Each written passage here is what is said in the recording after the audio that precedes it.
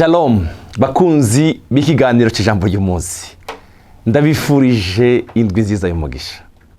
Ndakunda ngende mukurikirana ibiganiro byacu, ndakunda abantu badufasha, ndakunda abantu badusengera. Mu by'ukuri Imana yo mu ijuru ibaheza umugisha.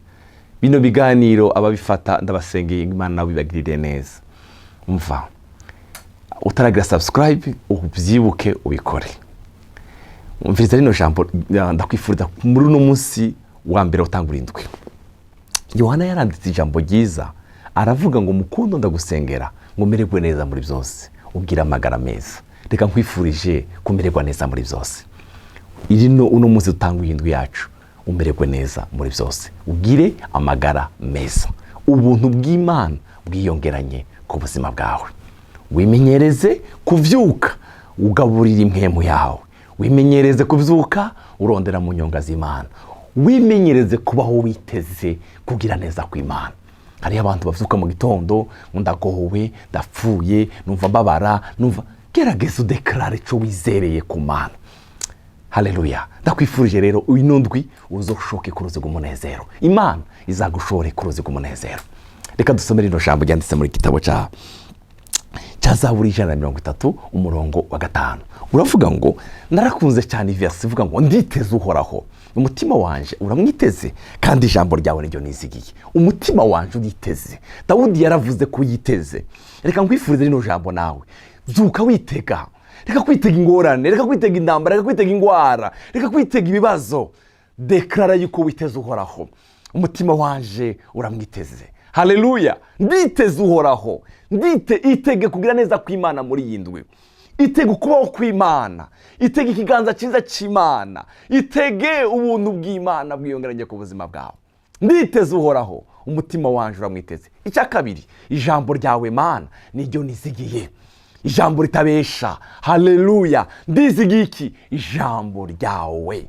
Ijambo ndizigiye ijambo ryawe. Umurongo wa 6 turavuga ngo umutima wanje uriteze umwami Imana, urusha ko bateramye basura ko buca. Eka urusha ko bateranye basura ko buca. Umutima wanje uriteze umwami Imana. Ndakwifurije kwitega umwami Imana muri yindwi. Witege kugira neza kw'Imana, witege kubaho kw'Imana mu buzima bwawe. Reka mbabwire umudamu umwe yagiye yiteze Yesu, yagiye yiteze igitangaza imbere ya Yesu.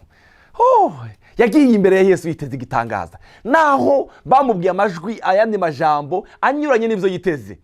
Mugabe iwe yagiye yiteze Imana kandi yarabonye ikiganza cyiza cya Kristo Yesu kimukoreye igitangaza. Mu gitabo cyande, mu gitabo cya Matayo igice cya 15 umurongo dutangire ku murongo wa 21. Yesu arahava aja hagerereye muri Tiro i Sidoni. Umunyekananikazi ava mu ntara yaho aratakamba ati, ngirira imbabazi se mugenzi, mwana wa Dawidi, umukobwa wanje yafashwe nabi na dayimoni. Nawe ntiyamwishura ijambo na rimwe.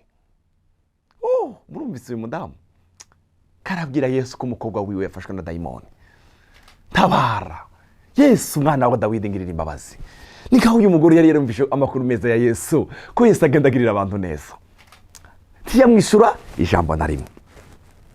Ntiyamwishura ijambo. Abigishwa biyo baza kuri we, abigishwa baza kuri Yesu, baramubwira, baramwinginga bati, murungike kuko agenda aradusemerera inyuma.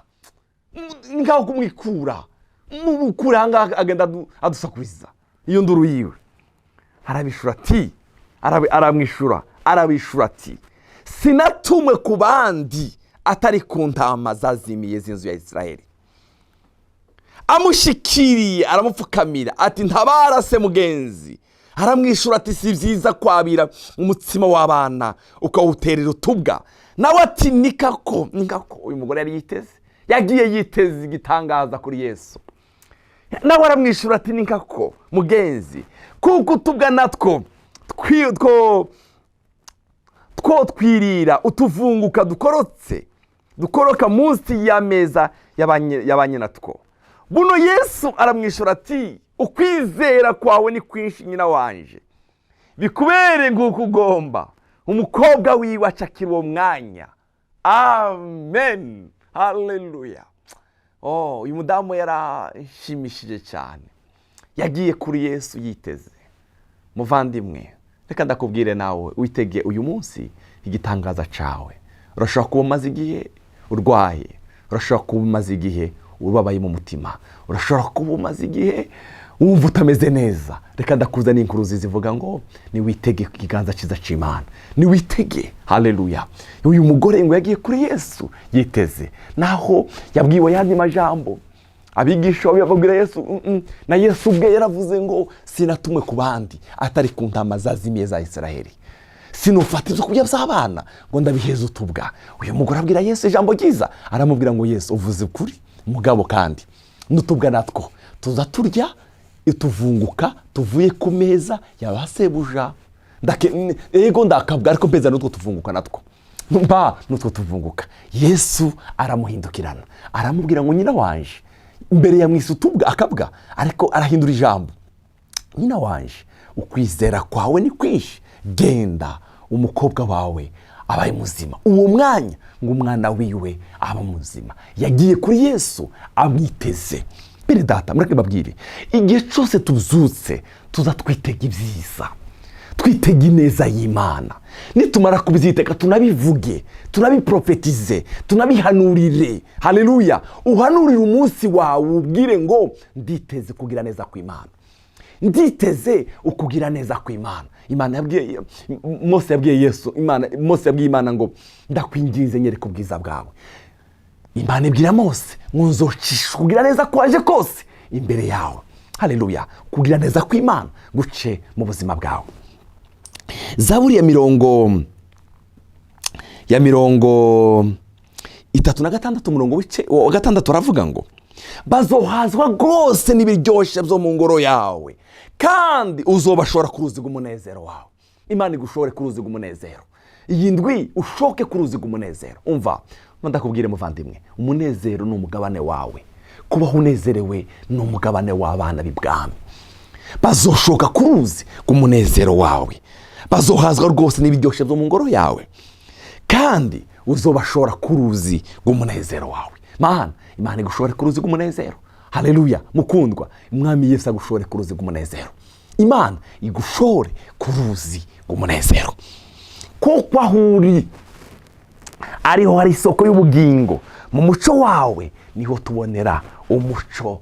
Amen. Mu muco wawe niho tubonera umuco. Umwami Yesu agushore ku ruzi rw'umunezero. Ushoke ku ruzi rw'umunezero. Umwami Yesu agushore ku ruzi rw'umunezero. Zaburi ya 33 umurongo wa 20 haravuga ngo imitima yacu yiteze Uhoraho. Amen. Imitima yacu yiteze Uhoraho, niwe mutabazi wacu kandi n'inkinzo yacu. Ikubera inkinzo, ikubera umutabazi. Imana yawe ikubera umutabazi rino ndwi. Imitego y'umwanzi izafata ubusa. Haleluya. Izo zashaka ku buzima bwawe bizafata ubusa. Reka ngusengere, reka twaturaye amajambo namwe nawe dusengane nawe. Bwira umutima wawe, umutima waje witeze umwami Imana, kandi ijambo ryawe niryo nizigiye. Mwami Yesu agushore ku ruzi rw'umunezero. Uzo umere nk'uyu mugore w'umunyakananikazi yagiye kuri Yesu yiteze igitangaza. Nawe iyi ndwi witege. Haleluya. Bavandimwe, dukure amajambo mabi mu kanwa kacu, dukure kwatura amajambo mabi ku munsi. Dawudi yaravuze ngo uyu ni umunsi Uhoraho yandemeye w'umunezero no guhimbagwa. Imenyereze kwatura umunezero no guhimbagwa ku munsi. Menyereza kuvuga ku munsi. Menyereza kwatura amajambo meza ku rugo rwawe, ku bana bawe, ku buzima bwawe. Yesu aguhezagire. Dusengane nawe. Uhoraho Mana yacu, ndaguhaye icubahiro ku ndwi, ku munsi mwiza waduhaye. Umva, turakwiteze Mwami. Hariho umuntu uri kuranumviriza arwaye, turiteze igitangaza cyo gukira, turiteze igitangaza cyo kubohoka. Hariho umuntu arwaye, hariho umuntu arushe mu mutima, hariho umuntu Mwami amaranye umutwaro imyaka 3, 2, 5, 10. Ndasenze ngo umukoreye igitangaza. Haleluya. Abababaye ubashore ku ruzi rw'umunezero, abaremerewe ubashore ku ruzi rw'umunezero, bashoke ku ruzi rw'umunezero. Urakoze Mwami, icobora garukire mu izina rya Yesu Kristo Mwami wacu. Amen. Yesu abahezagire.